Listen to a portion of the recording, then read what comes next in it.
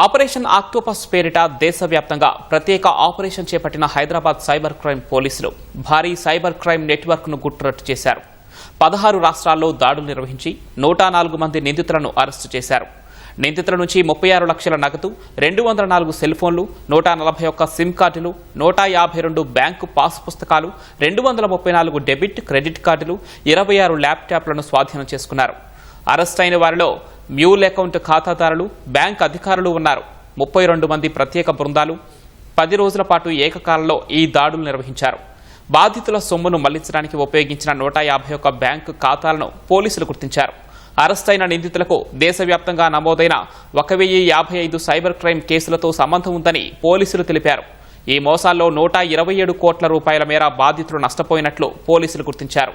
Police commissioner Vijay Kumar, cyber crime DCP Arvind Babu పర్యవేక్షణలో ఈ operation కొనసాగింది. ఆపరేషన్ను సక్సెస్ చేసినందుకు సిపి సజ్జనార్ వారిని అభినందించారు.